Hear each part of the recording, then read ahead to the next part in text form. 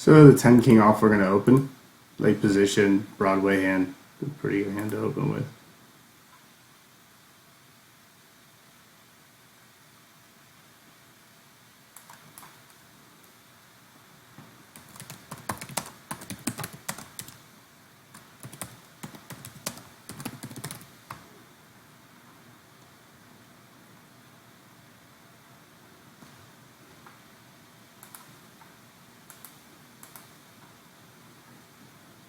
So the ace king here, 20 bigs, we're just going to get it in.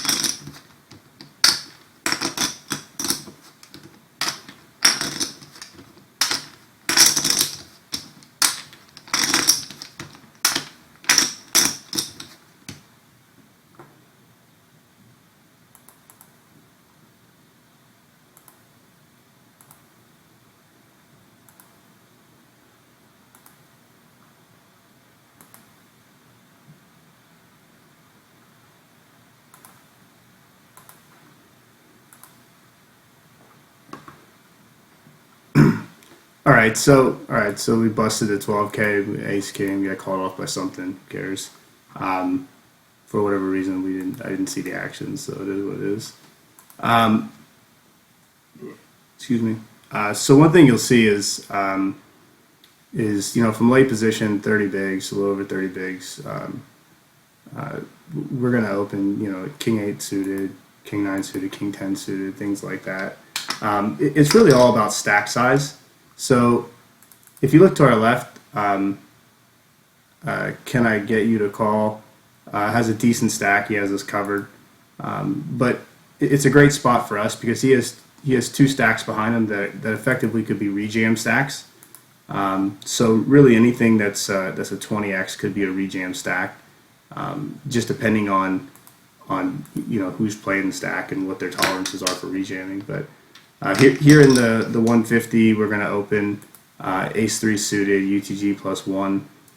We're always going to get a couple of callers. That's okay. We're not looking to just flop top pair. Obviously, it's nice, but so kind of an interesting flop. So the downside to this is that we obviously have to c-bet this.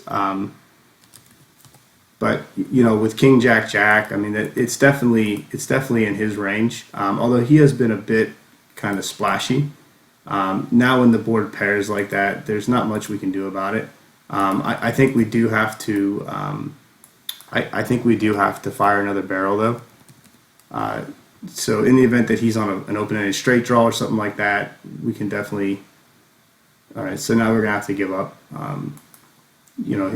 He pretty much should have a king here almost every time, and then he just bombs the river.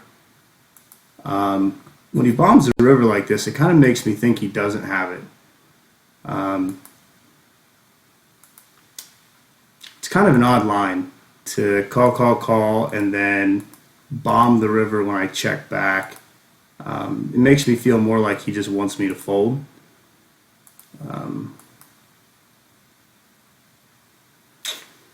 So we're going to give it up, though. Very well could be that he just didn't have anything. He seems to like to float and barrel a lot. I actually think he's kind of splashy. We want to play as many pots as we can with this guy right here, Devil DB, mostly because he's extremely splashy.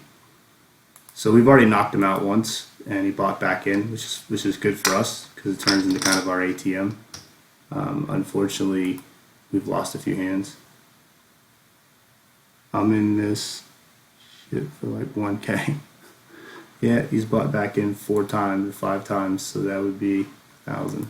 And based on that river shove, I'm fairly certain I know why, but you know, that's how it goes. Some guys like to take a lot, they like to gamble a lot in the beginning and try to build a big stack. You know, you can't really fault them for that.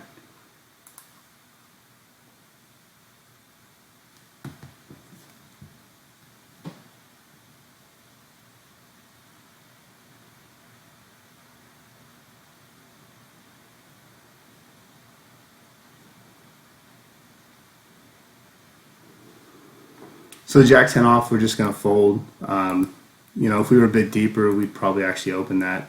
So we have pocket 10s. Unfortunately, our friend Devil DB is not in the mix, which is kind of a bummer for us.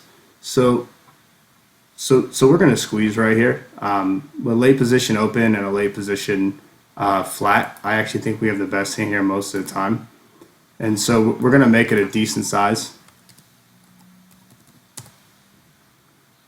So we're going to open up here.